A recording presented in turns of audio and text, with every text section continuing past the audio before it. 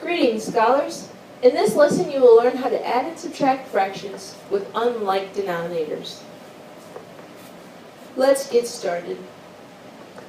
Let's say you ate 1/4 of an apple pie and 2/6 of a blueberry pie. How much pie did you eat altogether? Well, the equation would be addition, so it would be 1/4 plus 2/6.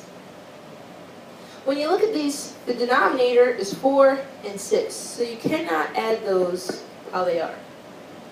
You must get common denominators by finding a common multiple of 4 and 6. So we're going to set up what we call our skip counting multiple chart, or our multiple chart. Put our 4 here and our 6 here, the denominators. So you're only trying to find multiples of 4 and 6 because those are your denominators, 4 and 6. The denominator is the number on the bottom. So let's skip count by 4, and we're going to skip count by 6 until we find a multiple that they both have the same. 4, 8, 12, 6, 12. And if we don't find one by here, we can't keep skip counting. We continue to skip count further. So we found 12. So now that we've found 12, we're going to put 1/4 over 12, and we're going to put 2/6 over 12. When you do that, what you're trying to find is a common denominator, an equivalent fraction, excuse me.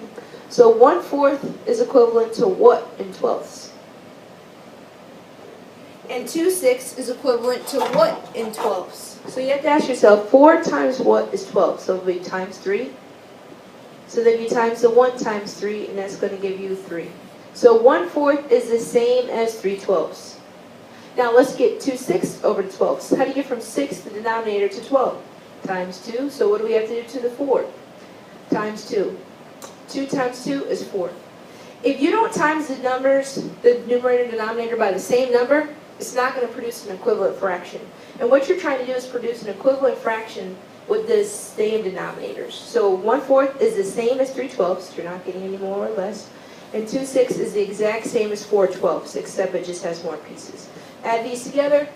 Now that you have the same denominator, you can just add the numerators across. So 3 plus 4 is 7.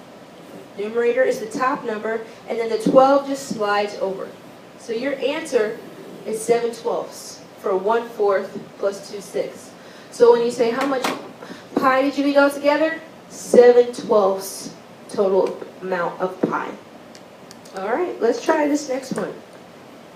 Now let's say you go for a run. On Monday, you ran 4/5 of a mile. On Wednesday, you ran 8/15 of a mile. How many miles did you run altogether that week? So the equation would be 4/5 plus 8/15. Since the denominators are different, we have to get them the same in order to add them. You never add the denominators. And you only add the numerators when the denominators are the same. So let's look at that. We have 4/5 and 8/15. 15 and 5 are different numbers. So you can't just do 4 plus 8 is 12 and 5 plus 15 is 20. That would be completely wrong, because with denominators you have to get them, with fractions, you have to get them to the same denominator before you can add them or subtract them. So let's put our 5 here and our 15. And what are we trying to find? We're trying to find a multiple of 5 and 15 that they both land on. So let's skip count by 5s. When you skip count, you're finding the multiples. These are the multiples. And then 15. You're trying to find the lowest. So 15 is your lowest. You don't even have to skip count anymore. Now what do we have to do? Find equivalent fractions for 4/5 to 15ths and 8/15 to 15ths. So 5 times what is 15? 5, 10, 15 times 3. So what do we have to do to the 4 to produce the equivalent fraction? Times that by 3. 4 times 3 is 12. So 4/5 is the same as 12/15. And 8/15, how do you get from 15 to 15? Times 1. So how do you get from 8? So what do we have to do to the 8? Times it by 1. 8 times 1 is 8. So you add those two together, and you're going to get 20/15. What kind of fraction is this? Improper.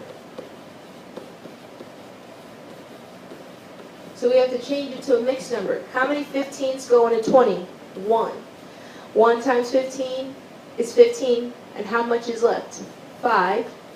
And then the denominator comes over 1 and 5/15. And notice this can reduce.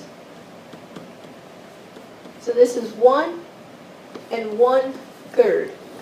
So for how many miles you ran altogether?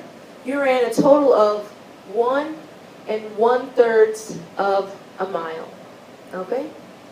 If you want to practice that again, just pause the video, practice it, and then watch the video, see how you do. Alright? Subtracting is the same strategy when the denominators are different. Let's say you have 5/6 of a pound of peanuts and you eat 1/3 of them. The equation is 5/6 minus 1/3. So, look at 6 and 3. Are those the same? No. So you have to get common denominators.